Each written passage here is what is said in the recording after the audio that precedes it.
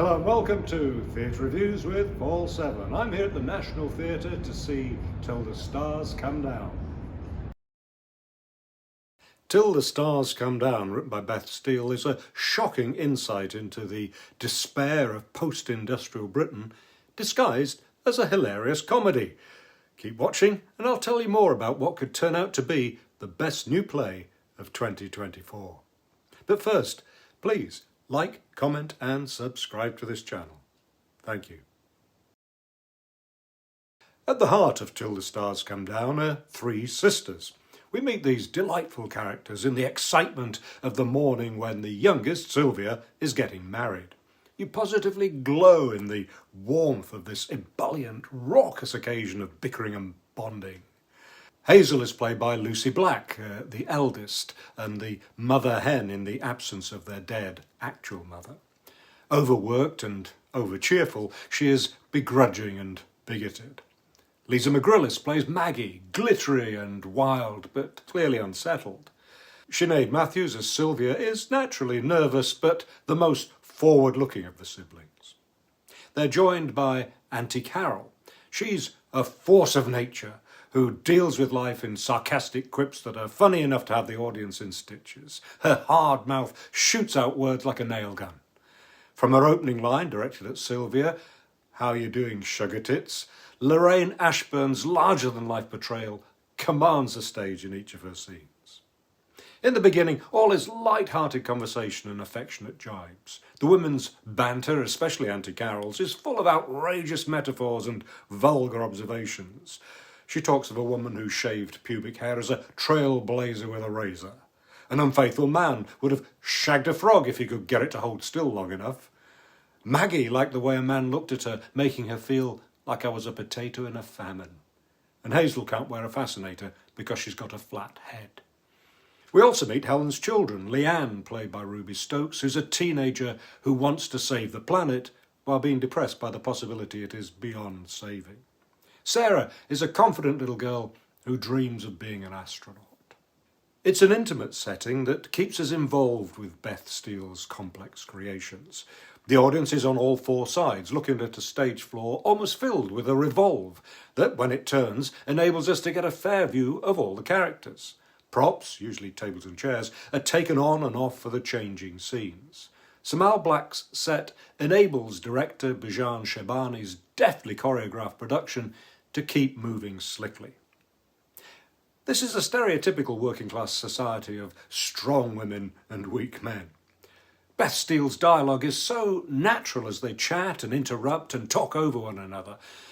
And in her finest work to date, she juggles many characters and situations. The performances are so real that you almost feel you're members of the wedding party rather than an audience. The ensemble cast are first-rate actors, many of whom you'll recognise from the better quality TV dramas like Happy Valley and Sherwood.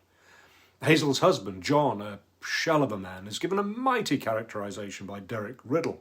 His rabbit-like eyes are soft and nervous. His body trembles with feeling. Alan Williams plays Tony, the father of the bride, a stolid man of few words who oozes disappointment, but who, in a magical moment, suddenly comes to life when he remembers winning a Tarzan competition in his youth. His brother Pete, played by Whitchurch, is a joker with weakness behind his twinkling eyes. But for Leanne's mobile phone, it could be 50 years ago in this East Midlands mining community. Except the mines have closed, and Sylvia is marrying an enterprising Polish immigrant, of whom there are quite a few in the area. "The team leaders are all Eastern European and look after their own," says Hazel, explaining why she failed to get a promotion.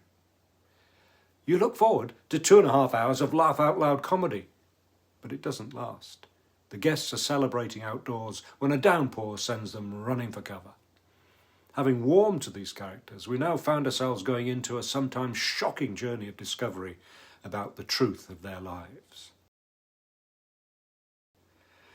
The wedding's a chance for the sisters to slip into the past when they were carefree and their beloved mother was still in their lives. For a few hours, nostalgia, fueled by drink, brings out, in some of them, their true feelings and their desire to live a more fulfilling life. Onto the stage tumble unconsummated love, unrealised ambition, and a long-standing feud between the father and his brother. The title appears to derive from W.H. Auden's poem Death's Echo, about our short, meaningless lives and how we should dance while we can. But existential talk in the play about the age of the universe and the destruction of humanity seems unnecessary in an already rich portrait of turmoil within a family. The humour never quite stops, but the play does become deeper and darker because this is a play about a community laid low by the loss of the mines around which it prospered. The once proud working-class population now work in meaningless jobs in warehouses and supermarkets. Hazel talks of lost men, lost boys who once thought they'd have a better life. It's a story that could be repeated in so many parts of post-industrial Britain. Parts that punish the country's elite by voting for Brexit, you might think.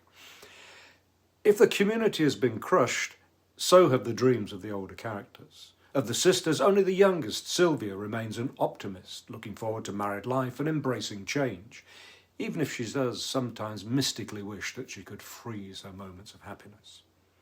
The other two, and Helen's husband John, as well as the senior generation, have seen their dreams crushed, and they bemoan their unhappy, disappointing lives.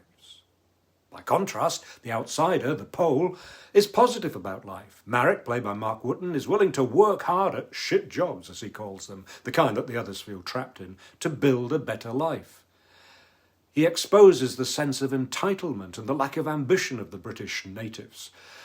Like the pigs in the abattoir he once worked in, they seem to know their fate. He's also an outsider in this play, an underdeveloped character, and seemingly without any family or friends at the wedding. Now, of course, we're meant to be concentrating on the state of the British working class, but it still feels like a clumsy piece of writing. Bigotry among Sylvia's family, kindled by their frustrations and lost power, simmers and eventually boils over into a violent climax.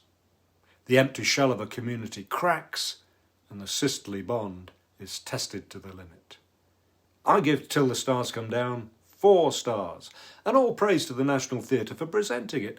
Some other theatres have all but abandoned new writing in the face of funding cuts, but the National, also operating on a reduced budget, continues to nurture new writing like this superb play from Beth Steel with its impressive large cast. I hope you enjoyed this review, or at least found it useful, and if you did, please like, comment and, best of all, subscribe to this channel and you'll be the first to know about my future reviews. If you want to read them, then go to Theatre.Reviews, and you can follow me on X, Mastodon, Threads, Instagram and Facebook. Thank you for watching.